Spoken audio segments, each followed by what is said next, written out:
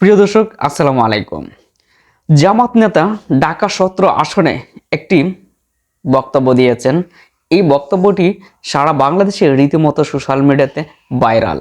তবে তিনি কি বলেছেন যে ঢাকা শহরে কোনো সিট দিব না, প্রয়োজন হলে সাইজ বাই সাইজ করে দিবে। কে? ঢাকা শহরের 17 আসনের ডাক্তার আখতারুজ্জামান খান। এবার শুনে আসি তার মুখের এই বয়ান।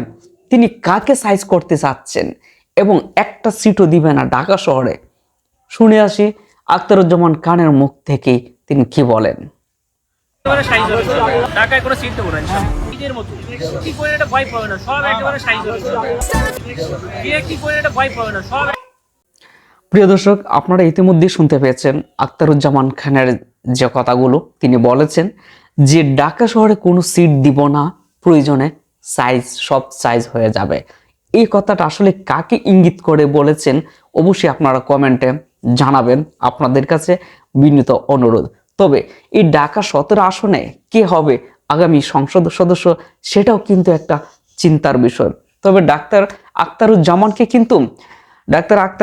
কিন্তু এতটা পাওয়ারফুল লিডার ছিল না, তাকে বানানো হয়েছে। কিন্তু কে বানিয়েছে জানেন?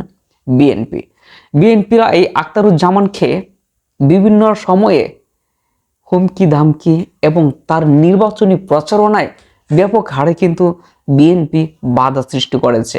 এখন বর্তমানে কিন্তু তার যে টাইটেল, ডাক্তারের যে টাইটেল, এটা নিয়েও কিন্তু বিএনপির নানান ধরনের সমালোচনা কিন্তু অব্যাহত রেখেছেন। তিনি নাকি বুয়া ডাক্তার। বিষয়টা হলো, তিনি যে ডক্টরের ডিগ্রিগুলো অর্জন করেছেন এটা কিন্তু বাংলাদেশের নাই, বাংলাদেশের সরকার কিন্তু অনুমোদিত না।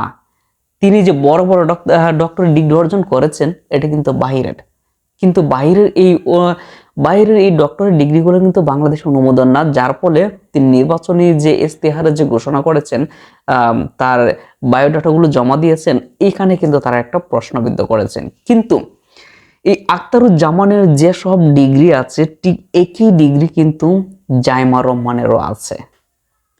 তার যে ডিগ্রি আর এই আখতারুজ্জামানের ডিগ্রি কিন্তু একই ডিগ্রি। তবে জাইমা রহমানেরটা যেমন বাংলাদেশে স্বীকৃত না, আখতারুজ্জামানটাও কিন্তু সেম এরকমই।